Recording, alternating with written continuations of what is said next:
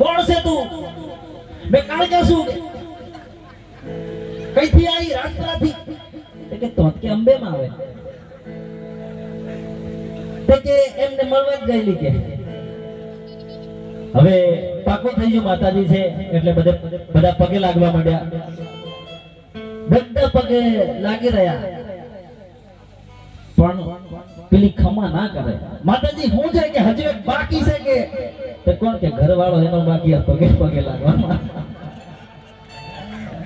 એટલે એને પગે લગાડી છોડ્યો. ઘેરનો કઈક કકડા નસે એટલે ઘેર જે બી થયું પણ અહીંયા એને વેર વાળી લીધું છે એમ. એટલે કે પેલો મેં પગે કમ ન લાગુ પણ કે લગાડીને રહી.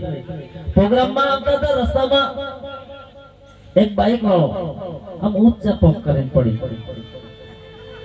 અમે ગાડી ઉભી રાખીને પૂછ્યું કે ભાઈ શું થયું?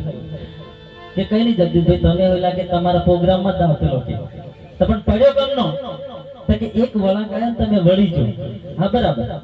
તે બીજો વળાંક આવ્યો તે મેં વળી જો કે અને ત્રીજો નહીં આવ્યો તે વળી જો એમાં પડ્યો. એટલે હમણાં બે દારૂડિયા અમદાવાદમાં પુલ નીચે જાય. સગનો મગનો.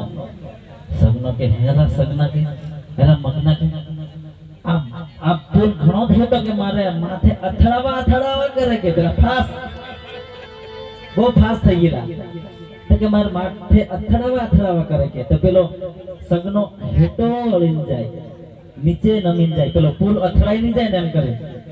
પોલીસ વાળાને ખબર પડી કે આ પીધેલું છે, એક લાકડી મારી. મેં ઘણો ધમાકો વળે પણ તો પુલ અથડાઈ જ જકે પેલો. એટલે પોલીસ ની લાકડી પડે તો ખબર ના પડે.